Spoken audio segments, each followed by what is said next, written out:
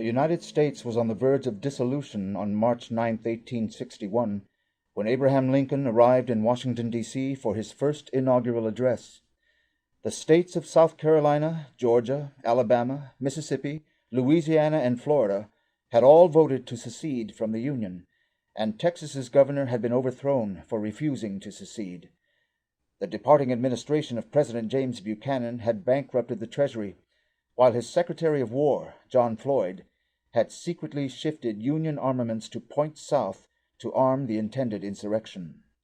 Fort Sumter, South Carolina, was surrounded by armed secessionists ready to strike, and an assassination plot against Lincoln was planned, along with a plot to disrupt the official counting of the Electoral College ballots in the capital.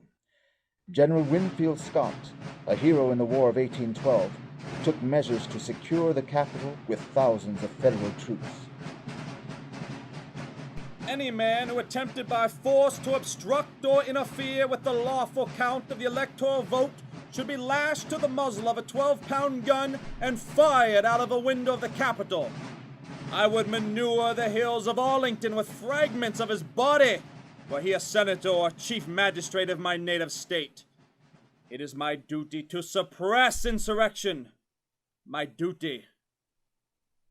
This siege of the Capitol and coming war was for Lincoln not merely a conflict between the North and the South, but a world war against the British Empire.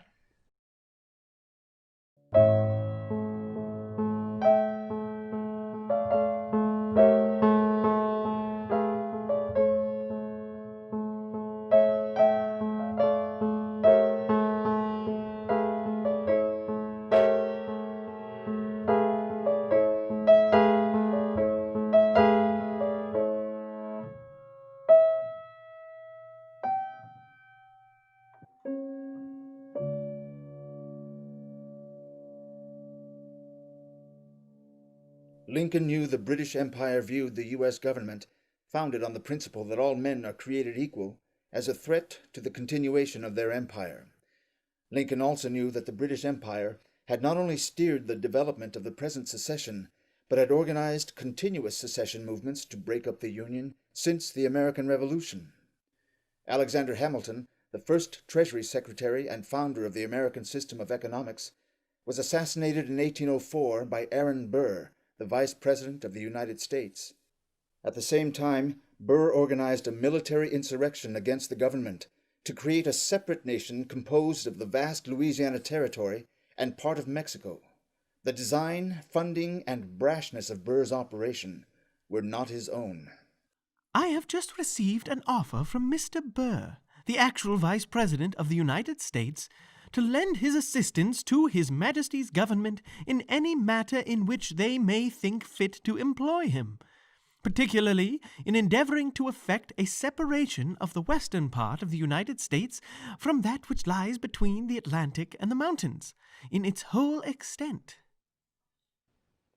The British government which deployed Burr burned the capital to the ground 8 years later in the War of 1812, and organized a secession movement of the New England states, a system driven by the British East India Company and its Secret Intelligence Service Director, Lord Shelburne. As the United States defeated these various attacks, Shelburne's successor and protege, Lord Palmerston, turned to the British slave system in the southern U.S. as the new axe to chop apart the United States. The slavery system, destroying the southern United States, was a critical part of a worldwide British economic system to which Adam Smith gave the name Free Trade. Beginning in West Africa, the British East India Company, Royal Africa Company, and others captured slaves. These slaves were shipped to the Western Hemisphere to create the slave plantation system of the southern United States. The principal product of this system in the 19th century was cotton, 75% of which was exported to England. Here, English peasants worked for shillings to turn the cotton into low-quality textiles, which were then sold in India, the crown jewel of the empire. The Indian subjects, denied the right by the British to produce for themselves, paid for the textiles with opium crops. The Indian opium was then shipped from India to China, where it was forced on the Chinese people for enormous profit, addicting millions to the life-sucking drug. The profits from this cycle, characterized by East India Company lackey Adam Smith as buying cheap and selling dear, was the foundation of the empire's existence. An interruption of any one part was an interruption to the whole. In dealing with vulgar-minded bullies, and such unfortunately the people of the United States are, nothing is gained by submission to insult and wrong. The U.S. have no navy of which we need be afraid, and they might be told that if they were to resort to privateering, we should, however reluctantly, be obliged to retaliate by burning all their seacoast towns. Palmerston never gave up the hope that the United States could be broken apart, that you could destroy the American system. And so Lord Palmerston was naturally a supporter of the Confederacy. In fact, he wrote a letter January 1st, 1861 to Queen Victoria, praising the British and French troops taking of Peking at that time. And then he said, "We also are on the verge of the dissolution of the United States." And this was good news for Britain.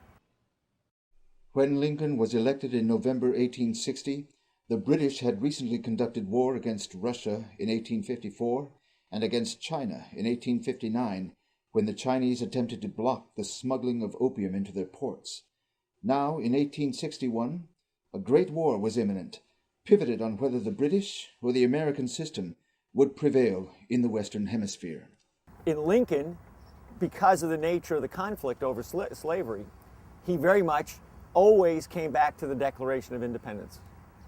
That this, for I think any of the great figures in the United States, the Declaration and the Constitution are one piece. So Lincoln rested on all men are created equal and have the right to life, liberty, and the pursuit of happiness. That these are inalienable rights. And they are embedded in every individual human being, that there is no difference. On his trip to Washington for the inauguration, Lincoln was notified of an assassination plot laid for him at a scheduled stop in Baltimore, Maryland. I have never had a feeling politically that did not spring from the sentiments embodied in the Declaration of Independence. I have often pondered over the dangers which were incurred by the men who assembled here and adopted that Declaration of Independence.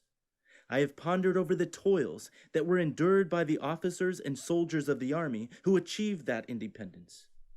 I have often inquired of myself what great principle or idea it was that kept this Confederacy so long together. It was not the mere matter of the separation of the colonies from the motherland, but something in that declaration giving liberty not alone to the people of this country, but hope to the world for all future time. It was that which gave promise that in due time the weight should be lifted from the shoulders of all men, and that all should have an equal chance. This is the sentiment embodied in that Declaration of Independence. Now, my friends, can this country be saved upon that basis? If it can, I will consider myself one of the happiest men in the world if I can help to save it. If it can't be saved upon that principle, it will truly be awful. But if this country cannot be saved without giving up that principle, I was about to say, I would rather be assassinated on this spot than to surrender it. Lincoln is very specifically an example of a fully conscious figure of history, that he is acting as a figure of history. His motive is that. His immediate predecessor, there are many predecessors for Lincoln's thought, and in a case like his, there are always things that you may overlook, which are important. But the key thing is, his impetus, which led to his presidency, was John Quincy Adams. The policy was, we have a Canadian border, we have a Mexican border, we have an Atlantic Ocean, we have a Pacific Ocean. These are our borders. This is our nation. We have to develop this territory for this nation in this territory. And our destiny, implicitly with him, but for all of us, is our destiny is across the Pacific. As the Columbus crossed the Atlantic, we must cross the Pacific to liberate the people on the other side of the Pacific Ocean, in the sense of engaging them as our partners against the European oligarchy. That was the policy. So that's Lincoln's policy. The British oligarchy knew that Lincoln represented this mission to destroy them. That is why, upon his election, they had to stop him from being inaugurated. I hold that in contemplation of universal law and of the Constitution, the union of these states is perpetual. Perpetuity is implied, if not expressed, in the fundamental law of all national governments. It is safe to assert that no government proper ever had a provision in its organic law for its own termination. Descending from these general principles, we find the proposition that in legal contemplation, the Union is perpetual, confirmed by the history of the Union itself. The Union is much older than the Constitution. It was formed, in fact, by the Articles of Association in 1774. It was matured and continued by the Declaration of Independence in 1776. It was further matured, and the faith of all the then 13 states expressly plighted and engaged that it should be perpetual by the Articles of Confederation in 1778. And finally, in 1787, one of the declared objects for ordaining and establishing the Constitution was to form a more perfect union. But if destruction of the Union, by one or by part only, of the states be lawfully possible, the Union is less perfect than before the Constitution, having lost the vital element of perpetuity. It follows from these views that no state upon its own mere motion can lawfully get out of the Union, that resolves and ordinances to that effect are legally void, and that acts of violence within any state or states against the authority of the United States are insurrectionary or revolutionary according to circumstances. 1 month after Lincoln's inauguration, the Southern Rebellion began. The Confederate Army received huge support from Palmerston's British Empire throughout the war. However, Lincoln defeated the Confederacy by reviving the superior moral principle and industrial might of the nation. Even amidst civil war, Lincoln advanced the unity of the United States, as with his launching of a transcontinental rail project and encouragement of settlement by immigrants of lands west of the Mississippi. 2 days after the surrender of the Confederacy in April of 1865, Lincoln spoke on his policy for bringing the South back into the Union as if they had never left. Only 3 days after that, Lincoln was assassinated. The trigger man, John Wilkes Booth, was no lone gunman. Booth had been recruited to the assassination plot years earlier through a nest of Palmerston agents in British Canada, such as George Sanders, a paid operative of the British Empire's Hudson Bay Company, and John Surratt, a regular agent of the London-based Confederate Secret Service. The federal government itself identified this, convicting 8 people and hanging 4 on the charge of conspiring with these and other agents harbored in British Canada. However, these principal British agents, such as Surratt and Sanders, although wanted by the federal government, fled to safety in Great Britain. The Lincoln murder was a desperate British reaction to the defeat of their century-long strategy for dissolution of the United States. But instead of the United States dissolving into chaos, Lincoln's ideas became more powerful through his death. Because of Lincoln, the transcontinental unity of the nation would be achieved a few short years later. But also the living power of the U.S. Constitution and Declaration of Independence emerged over empire as a power in the world. In the eyes of foreign nations, the young United States, previously only a daring experiment in law and government, now had validated its principles. Through individuals like Henry C. Carey, who had been Lincoln's economic advisor, the United States underwent the most rapid industrialization and economic growth of a country that humanity had ever seen. This development was driven by economic policies explicitly against British free trade, such as the highest tariffs in the history of the U.S. These tariffs banished the British Empire's cheap slave labor goods from American markets, allowing manufacturing, infrastructure building, and population growth to steam ahead. British free trade, industrial monopoly, and human slavery travel together, and the man who undertakes the work of reconstruction without having first satisfied himself that such is certainly the fact, will find that he has been building on shifting sands, and must fail to produce an edifice that will be permanent. Look where you may, you will find prosperity to exist in the inverse ratio of the connection with Britain. Protecting the development of your population, your core capabilities, agriculture, industry, and so on, that's protectionism. So when you look at this, no country has ever developed without protection. None. Not any country in Europe, not anywhere. On May 10, 1869, the last spike in the transcontinental line was driven. For the first time, the historic mission of the U.S. project was met. A nation unified through manufactures and infrastructure from east to west, north to south. In 1876, Henry Carey organized the U.S. Centennial Celebration, inviting the world to see how Republican principles had transformed the youngest nation on earth into the most prosperous. 9 million visitors attended, including official foreign delegations composed of scientists, engineers, economists, and industrialists. What these observers saw was the opening of an incredibly vast new field of human potential, such as had never existed in the world before that point. Amidst the awesome array of drill presses, saws, printers, water pumps, and more, sat Henry Carey's literature stand of books and pamphlets, educating visitors on the virtues of the American system of economics. The American system of economics values the creative powers of the human individual far above any other form of material wealth. Further, it recognizes these creative powers as the very source of that material wealth. While the British Empire fights for control of the so-called natural resources of the environment, the American system's power comes simply by the recognition that the nature of the human species was to be the one living creature on the planet which had no natural resources, outside of its members' own sovereign ability to create them. All creation is a mine, and every man a miner.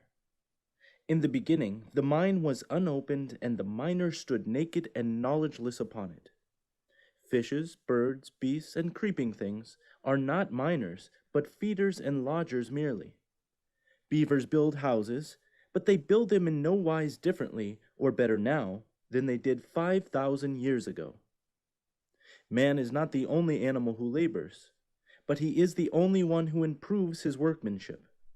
This improvement he effects by discoveries and inventions. The human economy exists within a universe organized by this dynamic ability of man to willfully change nature.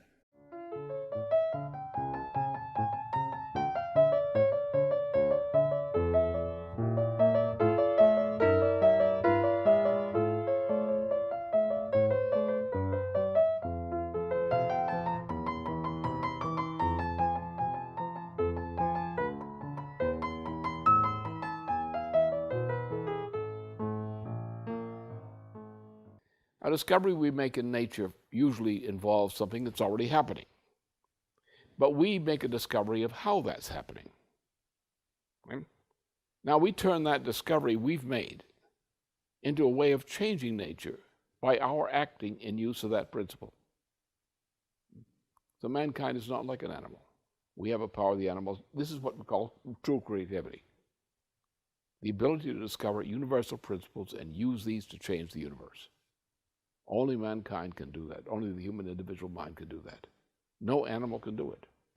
In opposition to the American system, the British Empire treats the power of human insight as a threat to its power. With empire, there is no divine spark of human reason which profoundly transforms nature. With empire, man is only a different form of cattle. Thus, the oligarch system must cease to exist, for it works against the laws of nature and the human mind. In the wake of the Centennial Convention, teams of American military engineers, economists, and diplomats carried the American system of economics back over the Atlantic and the Pacific, consciously seeking the end to the British Empire's system of world domination. In Russia, American railroad engineers worked with Russian Transportation Minister Count Sergei Witte, Dmitry Mendeleev, and others to organize a system of high tariffs and construction of the Trans-Siberian Rail project modeled on Lincoln's American Transcontinental. The very first locomotive on this Trans-Siberian was built in Philadelphia by the Baldwin Company. By 1890, the Russians were planning a Bering Strait bridge to connect by rail to America. In France, heavy tariffs were instituted, along with an expansion of rail. French Foreign Minister Gabriel Hanotaux developed plans for the development of the Nile River area of Africa and for a rail link to the Russian Trans-Siberian project. In Japan, E. Pishine Smith, a close collaborator of Henry Carey, traveled to Japan's Meiji court to shape the rapid transformation of the country into a modern industrial power. The Japanese became a leading American ally in Asia, creating the first ever independent national bank on that continent. In China, where the British had unloaded crates of opium, American Civil War engineers unloaded crates of Baldwin locomotives. Carey ally Wharton Barker worked with the Chinese emperor's circles for the creation of a joint Chinese-American bank to fund telegraph lines, rail, and industrial mining. And in Germany, the American system reached its greatest application anywhere outside the United States through the actions of Chancellor Otto von Bismarck, who had been an ally of the American system from the days of his youth. Bismarck himself had been a close friend of some of the American students who had been explicitly sent over by John Quincy Adams to study at Göttingen, at Jena, at Berlin, to basically study universal history as it was taught by Schiller and by the von Humboldts. 3 years after the American Centennial, Bismarck broke Germany's free trade system, implementing an American-inspired tariff policy for Germany. The kinship between Germany and the U.S. became so strong at this time that Republican congressman and Civil War veteran William McKinley quoted Bismarck's speech for a German tariff from the floor of the U.S. Congress. The success of the United States in material development is the most illustrious of modern time. The American nation has not only successfully borne and suppressed the most gigantic and expensive war of all history, but immediately afterward disbanded its army, found employment for all its soldiers and marines, paid off most of its debt, given labor and homes to all the unemployed of Europe as fast as they could arrive within its territory, and still by a system of taxation so indirect as not to be perceived, much less felt. Because it is my deliberate judgment that the prosperity of America is mainly due to its system of protective laws, I urge that Germany has now reached that point where it is necessary to imitate the tariff system of the United States. Under this policy, just as had occurred in the United States, Germany emerged as a national power on the world stage. Bismarck's circles, in collusion with French industrialists, began planning rail links to the Trans-Siberian system of Russia and the construction of a Berlin to Baghdad rail system to create a new, previously non-existent trade route to all corners of the world.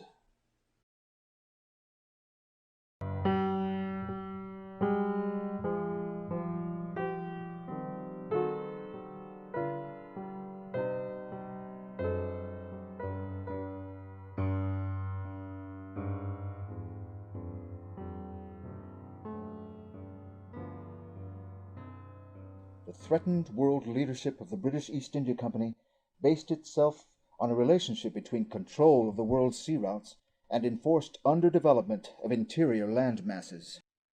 The acquisition of strategic naval ports, or choke points, marked here in red, was the pivot of the system. By controlling these ports and corresponding sea lanes, the British dominated trade, using colonies such as India or African nations as sources of cheap raw materials and slave labor. Other nations wishing to engage in the same geographical area would have to operate through the British. The transcontinental rail projects of the post-Civil War period, therefore, emphasizing interior development of land masses such as Lincoln's American Transcontinental, Sergei Witta's Trans-Siberian, and Bismarck's Berlin-Baghdad system, were a mortal threat to the historic maritime-based power of the British Empire.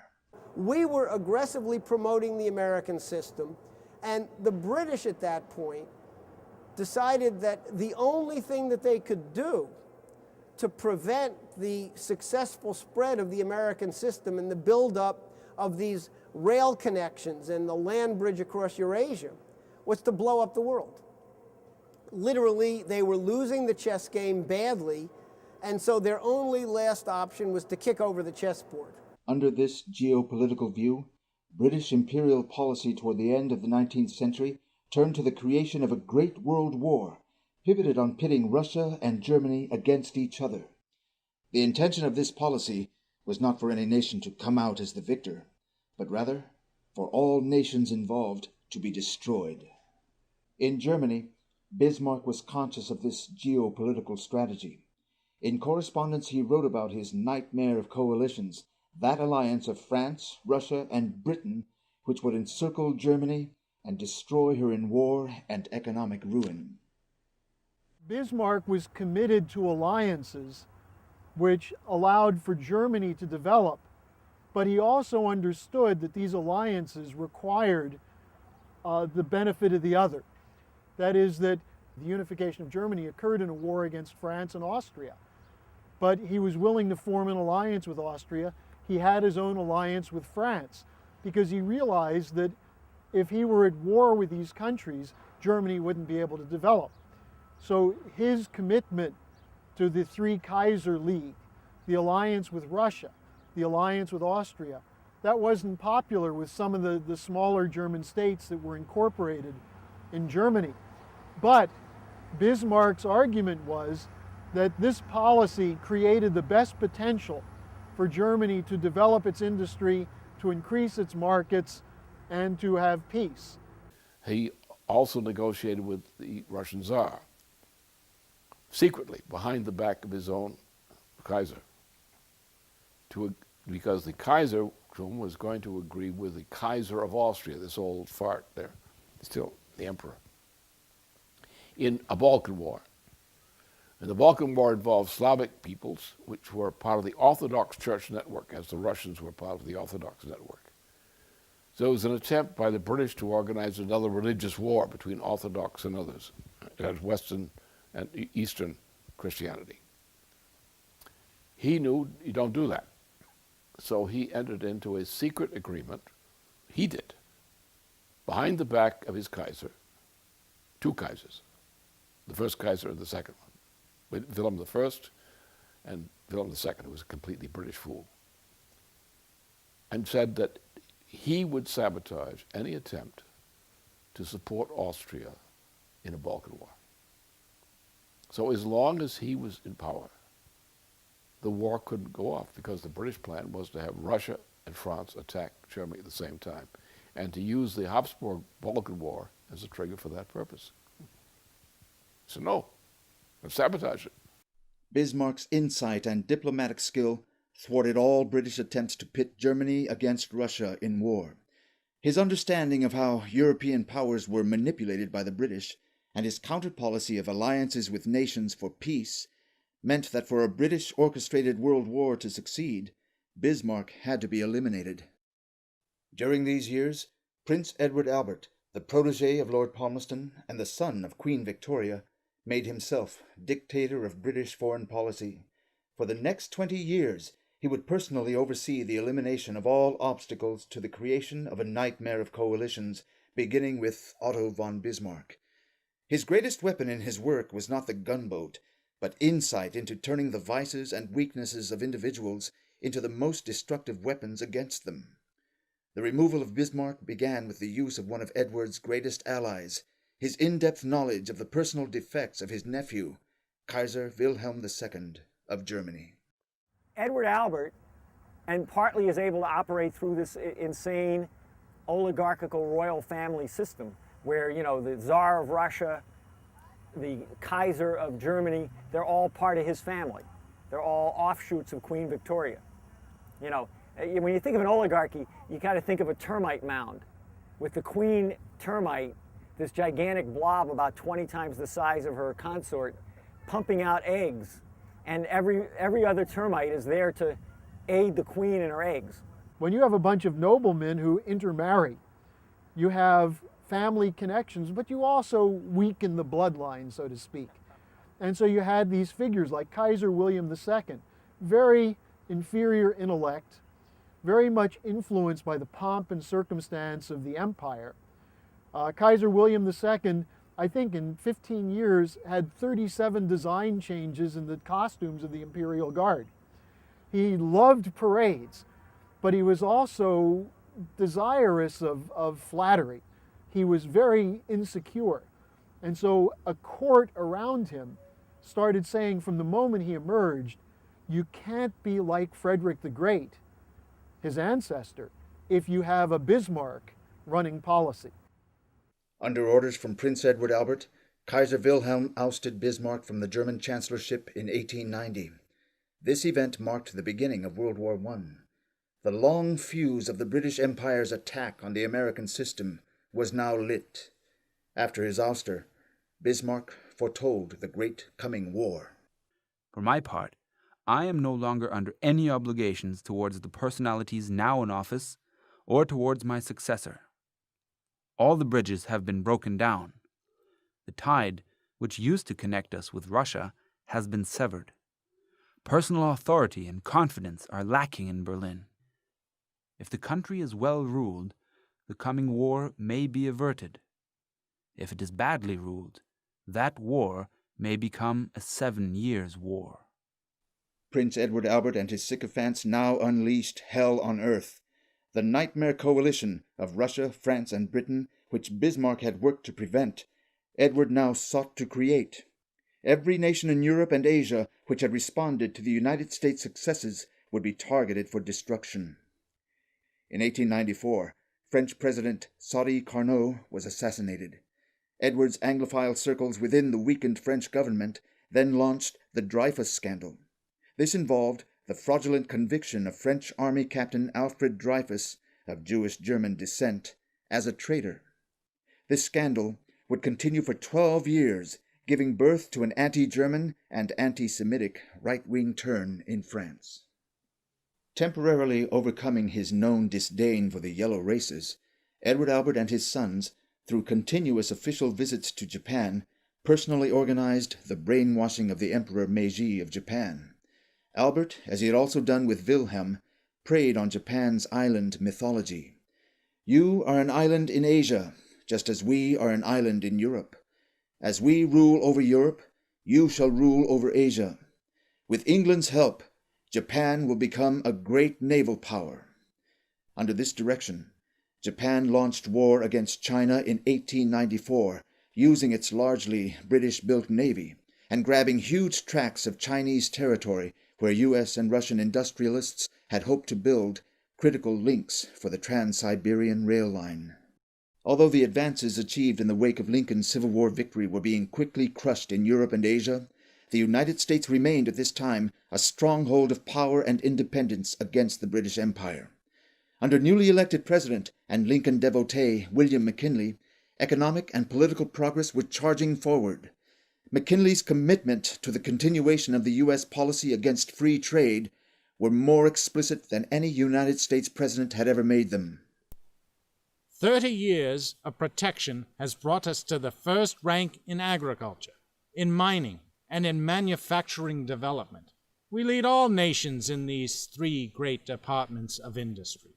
We have outstripped even the United Kingdom, which had centuries the start of us. Her fiscal policy, for 50 years past, has been the free trade, revenue tariff policy of the Democrats. Ours, for 31 years, the protective tariff policy of the Republicans. Tried by any test, measured by any standard, we lead all the rest of the world. Protection had vindicated itself. McKinley immediately adopted a tariff policy, a protectionist policy that had the British freaked out. In fact, the British sent key operatives over to the United States to work in 1896 in the campaign against McKinley. McKinley's election was a major obstacle to the British Empire's promotion of free trade and war. In an explicit revival of John Quincy Adams' Monroe Doctrine policy, McKinley embraced the International American Conference's proposal for extension of the U.S. railway system through Mexico to the tip of South America. This project, if completed in conjunction with the Russian plans for a Bering Strait rail link, would make it possible by the beginning of the 20th century to travel from Western Europe to the southern cone of the Western Hemisphere by rail. But when McKinley's vice president died in 1899, British Allied bankers seized the opportunity. Teddy Roosevelt was forced on as McKinley's new vice president for the next election. Teddy Roosevelt was as far as one could get from a Lincoln Republican. A sworn Anglophile, his love for the British Empire and its system of racial hierarchy were due to two key individuals. One was his uncle, James Dunwoody Bulloch, who, during the Civil War, had served in England as the head of the Confederate Secret Service. Bulloch procured the entire Confederate Navy, which destroyed Union ships and blockades of the South, prolonging the war. Teddy Roosevelt considered Bulloch one of his personal heroes, and traveled to meet his exiled uncle in England in 1886 to be tutored on naval war strategy. American traitor Alfred Thayer Mahan, author of The Influence of Sea Power on History, was the other major influence on Teddy Roosevelt. Mahan frequented the royal societies and clubs of Prince Edward Albert's England, promoting their new post-Civil War vision of an Anglo-American naval empire. Mahan's leading proponent in the United States was Theodore Roosevelt. When Mahan's book was published, very few people read it. Roosevelt bought up as many copies as he could and distributed it throughout the Congress, to the Navy, to key people. McKinley continued to organize the transcontinental rail projects despite Teddy Roosevelt and his British allies in the White House. 6 months into his second term, he delivered a rousing speech to the Pan American Conference in Buffalo to 50,000 North and South Americans. The next day, McKinley was murdered by an anarchist, deployed by the same Emma Goldman anarchist networks which had killed President Carnot of France 7 years previous. As Goldman would later admit, it was London that was the base of operations for her international terrorist movement. The killing of McKinley, which was done by the British, was done by that, but it was to get rid of him. It brought in Teddy Roosevelt, and Teddy Roosevelt was trained by his uncle, who was the chief of the Confederate Intelligence Service in London as a British agent. So you have the presidency of the United States by assassination is turned over from a patriot to an enemy, Teddy Roosevelt.